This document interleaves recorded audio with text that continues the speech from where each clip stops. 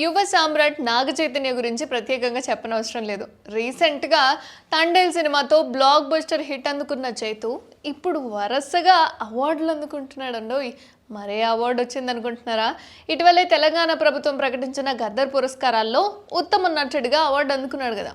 అలాగే ఉత్తమ నటుడిగా రష్మిక మందన పురస్కారం అందుకుంది. తాజాగా వీళ్ళిద్దరూ ఇండియన్ నేషనల్ సినీ అకాడమీ పురస్కారాల్లోనూ విజేతలుగా నిలిచారు. దేశంలోని 12 సినీ పరిశ్రమలను ఒక తాటిపై తీసుకొస్తూ ఈ నెల 16న ముంబైలో ఈ పురస్కారాల వేడుకను నిర్వహించబోతోంది ఈ సంస్థ. అయితే తెలుగు నుంచి తండేల్ చిత్రానికి గాను ఉత్తమ నటుడిగా నాగ చైతన్యని, ది గర్ల్ ఫ్రెండ్ సినిమాకి గాను ఉత్తమ నటిగా రష్మిక మందనని ఎంపిక చేశారు. అలాగే ఉత్తమ దర్శకుడిగా అనిల్ రావిపూడిని సంక్రాంతికి వస్తున్నాం సినిమా ద్వారా ఉత్తమ చిత్రంగా మీరా అయితే నిలిచింది. ఇక ఉత్తమ తొలి చిత్ర దర్శకుడు విభాగంలో తెలుగు నుంచి రామ్ జగదీష్ కోర్టు చిత్రానికి ఎంపికయ్యాడు.